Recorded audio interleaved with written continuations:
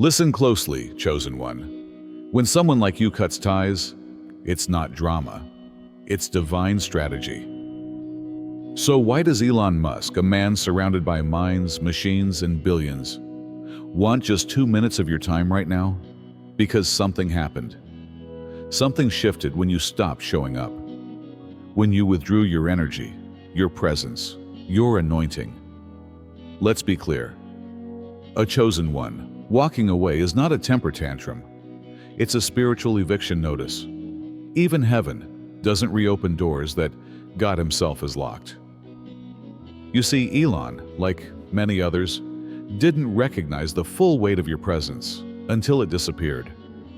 He thought it was over when you fell silent. But instead of peace, he felt disruption. Instead of relief, he felt void. Here's the truth. Psychologists confirm that when a deep emotional supply vanishes, especially one that fed, comforted, or challenged the soul, it triggers withdrawal symptoms, real psychological pain, and even identity crises. Now imagine if that source was you, a divinely chosen vessel, handpicked to walk among the elite, not to be one of them, but to awaken them. That's why Elon's reaching out. Not because of curiosity, but because something sacred was interrupted. He doesn't fully understand it. He just knows this. Your absence created more chaos than your presence ever did. So take a breath. Heaven's already confirmed your role, and the world, even the billionaires, are starting to realize they can't replace what God assigned. They can only hope you answer the call. You all assumed that they had just departed from the group chat. No, they took the oxygen with them when they left the fire you were pretending wasn't burning. And now, everyone is speculating and chatting. Deliverance was what it was, not drama. We're going to discuss why your cutoff game has players falling back like they saw a ghost and how stepping away wasn't weakness, but warfare. So grab your tea, popcorn, or sage stick, whatever helps you deal. Let's begin. First of all, you didn't leave. They were spiritually ejected by you. You didn't just leave folks alone, take a break, or simply walk away. Your actions were much more profound. They were spiritually ejected by you. They didn't even anticipate it when you cut off their access to your energy, light, and emotional haven. They were unprepared for the day you'd get weary of being exhausted, so it struck them like a force they couldn't describe. Additionally, you didn't have to slam the door when you left.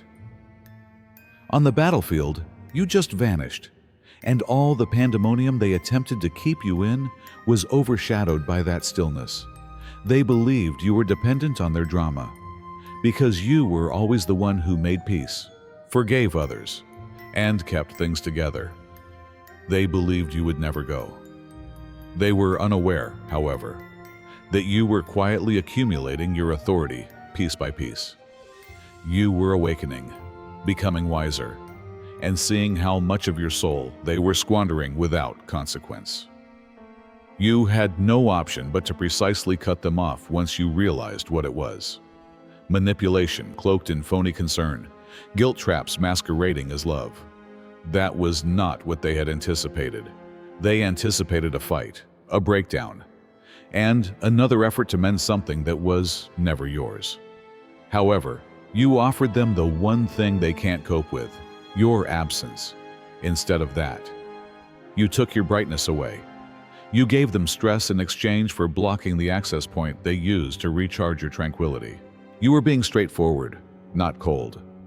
You went because you needed clarity, not because you were angry. They never appreciated your presence. Thus, you had every right to eject them from it because you recognized that they were spiritual squatters. They're shocked by the fact that you never turned around, not simply angry that you left. Second, they mistook your calm for inaction. Your absence is haunting them now. They thought you were weak because you were quiet. They assumed you were scared to defend yourself since you weren't screaming, clapping back, or matching their mayhem. In actuality, however, your stillness was an indication of development rather than fear. Your sanity was more important to you than drama. While they were busy attempting to pull you into emotional quicksand, you were learning to regulate your emotions. They're troubled by what your absence says about them now that you're gone, not simply by the fact that they miss you. In their lives, you weren't simply another individual. Their storm was calmed by you. When everything else around them was collapsing, it was you who held things stable. The fact that you stopped responding, showing up, and serving the unwritten role of their emotional support system, while they offered you nothing but bewilderment in return, made them recognize that. And they can't sleep the same now that you've left. They are forced to sit with themselves without your energy serving as a barrier between them and their dysfunction. Not because they miss the vibe. The control is what they miss, not the connection. They miss being able to manipulate you while still having access to you. They're whirling now, in an attempt to understand how someone they underestimated suddenly slipped out of their grip. They are revisiting letters and obsessing over past exchanges. The glue was you. The grounding force was you. When they had you, they were blind to it. And the commotion in their lives seems louder than ever now that you're no longer at peace. They're coming to see that your presence shielded them from aspects of themselves they weren't prepared to confront, in addition to providing them with solace. You served as a buffer between their poor choices and the actual repercussions. They are suffering greatly as a result of having to sit in the mess they made now that you are gone. Third, your departure broke their illusion of control, not merely startled them. They believed they were in charge of you. They really thought they could emotionally exhaust you, bring you to the edge, and then entice you back in with manipulation, guilt, or phony concern. You didn't fold, so they were at ease playing mind games. You continued to show up, provide opportunities, and make an effort to comprehend their actions. However, they were unaware that you were seeing everything while they were playing games. You were mentally noting things down.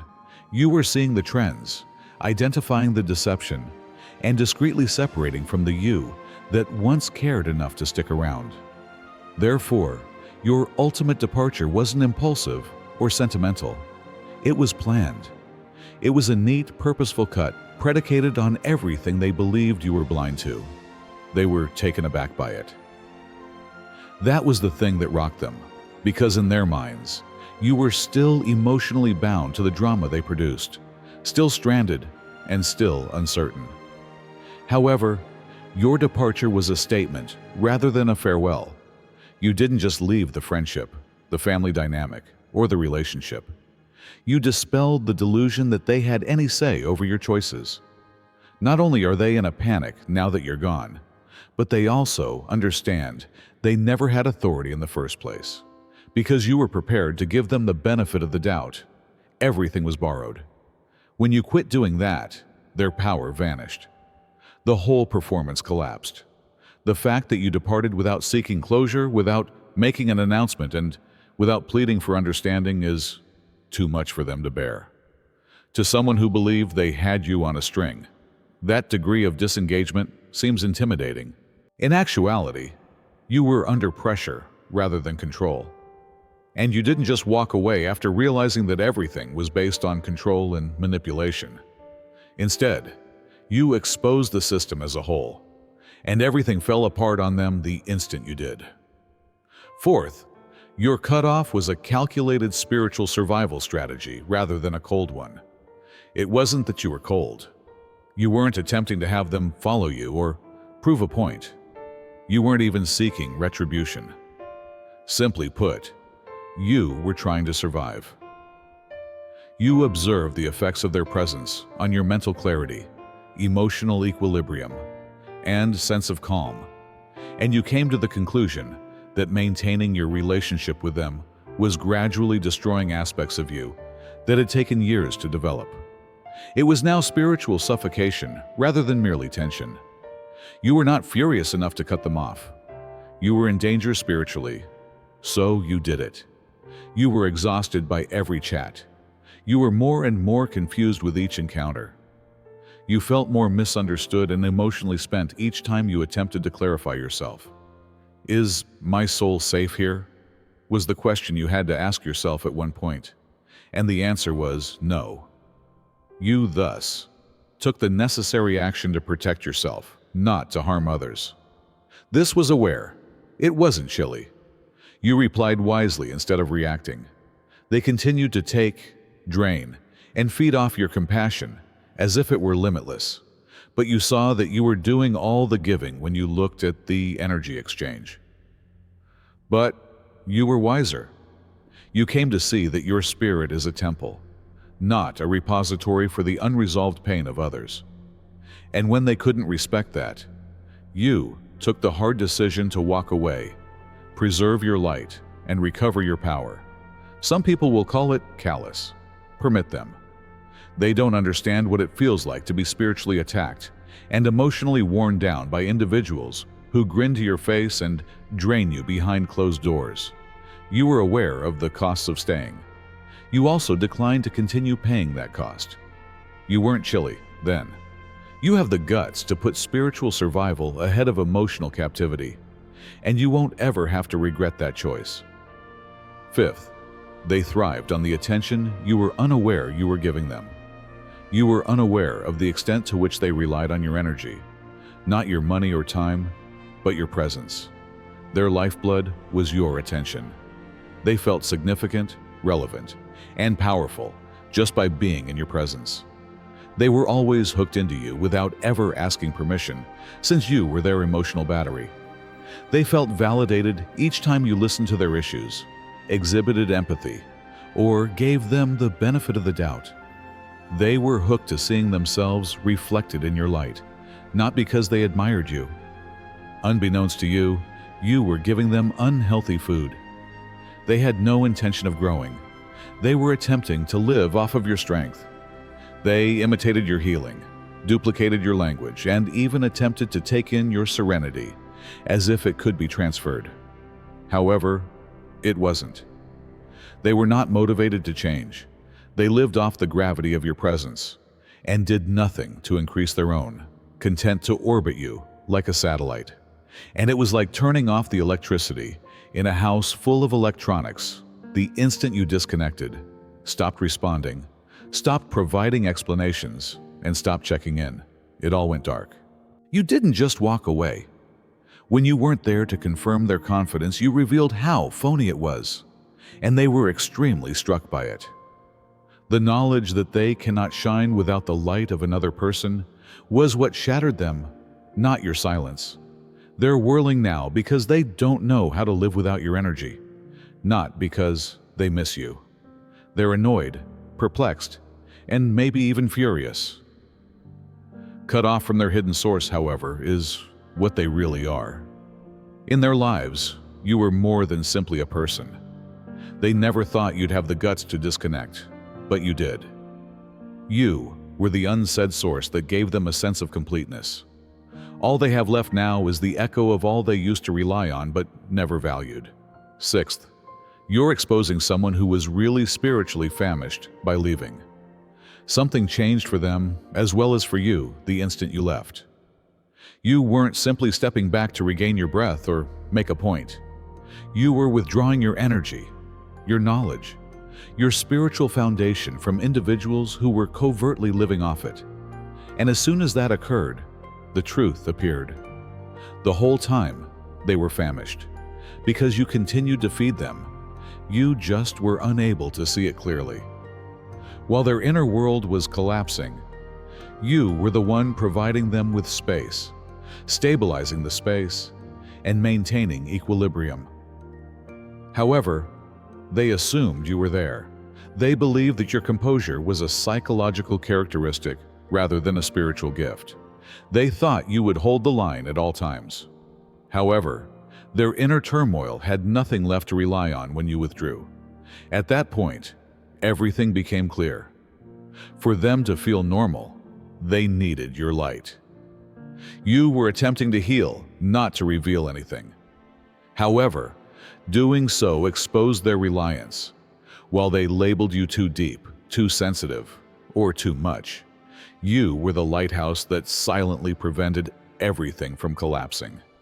They weren't simply unpleasant, however. They were gone when your light went out. That's because your presence was always spiritual covering, rather than just emotional support.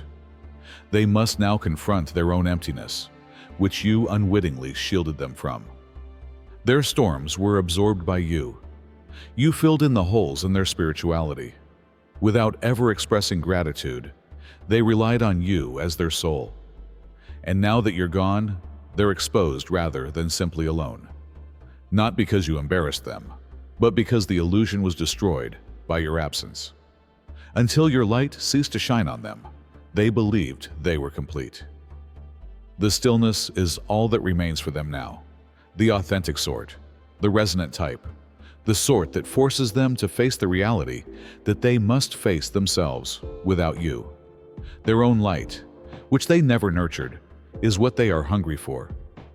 Seventh, your limits served as a mirror for their dysfunction. You weren't being challenging. You had no intention of controlling anybody. You just drew a line, a spiritual line that was obvious and hard, and said, "This is where I end, and you don't get to violate me anymore." That boundary was a statement of self-respect, not an assault. However, something crazy occurred as soon as you enforced it. They were exposed rather than just being defensive, because for them, that border served as a mirror, not simply a shelter. They were forced to see how dysfunctional their conduct was the moment you stopped putting up with the backhanded remarks, the emotional games, and the guilt trips masquerading as love. And they attempted to change the story, rather than take ownership of it.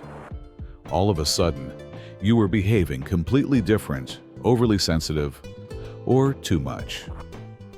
In actuality, however, they just didn't like seeing themselves without your unwavering grace to cushion the impact. You remained the same. You just stopped becoming smaller. To protect others who had no difficulty stomping all over you, you stopped being so cautious. You gave up trying to explain yourself to those who were determined to misunderstand you. And they were shaken, not because you were wrong, but because you were right, by your stillness, your determination, and your unwillingness to compromise. And they were unable to refute how your correctness brought their incorrectness to light. You turned into the unavoidable mirror for them, and they were frightened. They had to decide whether to change or fall behind, since your limit said, "I'm no longer available for dysfunction, even if it's familiar." Most of them weren't prepared either. They were upset because your standards showed how much healing they still needed to accomplish, not that you had them. Your limit was revelation rather than rejection. When you stopped reducing the effect of their brokenness, it revealed their true selves. And they choose to criticize you for having a standard, rather than rise to fulfill it. But you don't have to bear that load. They must confront that mirror. You didn't abandon drama, number 8.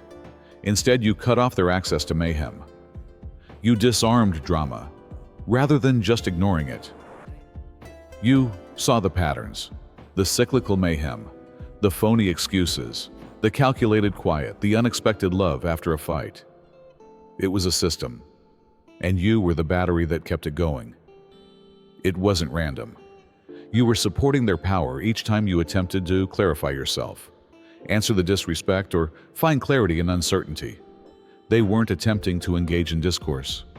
They were luring you into emotions, and one day you woke up and realized, this isn't conflict, this is a trap. Each argument served as a pretext. Each guilt trip served as a rope to further bind you.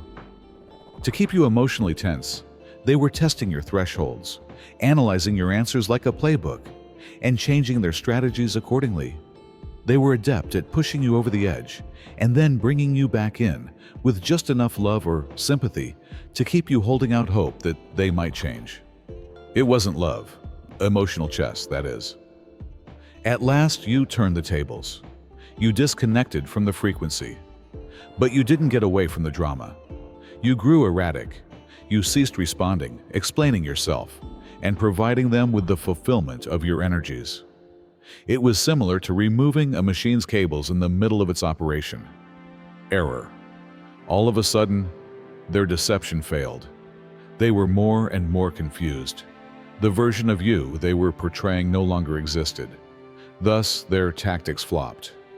It wasn't simple either.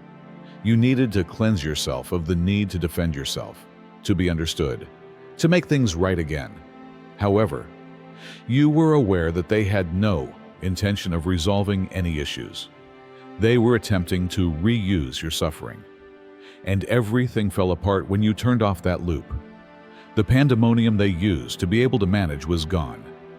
You rendered their system helpless, not merely abandoned. And the true danger was that, because they were forced to sit in the quiet of their own dysfunction without your energy stoking the craziness. And you weren't there to save them from it for the first time. The ninth. You weren't entire, yet they wanted you there. You took all of your pieces and went. The real you was never what they want. They want a version that was under their control, one that was broken, eroded, and susceptible enough to yield to their will. Although they didn't want your whole presence, they did want your time, effort, and compassion. You were not wanted fully. They wanted you to be shattered enough to return for more, but not so much that you would leave. But you were able to see through it. You saw the transactional, conditional, and vacuous nature of their love. It wasn't about establishing a relationship or a life together. It included stealing bits of you, like your compassion, patience, and self-worth, until all that was left was a shell that they could control.